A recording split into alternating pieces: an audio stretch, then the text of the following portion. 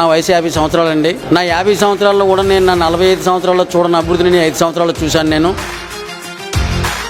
అభివృద్ధి అంటే ఏంటని అనుకోవచ్చు కొంతమంది. బడుగు బలహీన వర్గాల వారు పేదలకి ఆర్థికంగా సంక్షేమ పథకాలను అందించి వారిని ఆర్థికంగా అభివృద్ధి చేయడం ఒక ఎత్తు అయితే, గ్రామాల్లో కావాల్సినటువంటి మౌలిక సదుపాయాలు, ఒక సచివాలయ వ్యవస్థ అయితే ఏంటి, ఒక వాలంటీర్ వ్యవస్థ అయితే ఏంటి, రైతులకు రైతు భరోసా కేంద్రాలు అయితే ఏంటి, మారుమూల గ్రామాల్లో ఆరోగ్యం గురించి హాస్పిటల్ అయితే ఏంటి, అనేక సంక్షేమ పథకాలు కానీ అనేక అభివృద్ధి కార్యక్రమాలు కానీ చేస్తున్నటువంటి ఈ ప్రభుత్వాన్ని ఈ 5 సంవత్సరాల్లోని గౌరవ ముఖ్యమంత్రి జగన్మోహన్ రెడ్డి గారి నాయకత్వంలో మా గ్రామానికి సంక్షేమ పథకాలు అయితే అభివృద్ధి కార్యక్రమాలు అయితే సుమారుగా 38 కోట్లతో చేసామండి 5 సంవత్సరాల్లోని. కాబట్టి ఇంతకన్నా ఉదాహరణ అవసరం లేదు.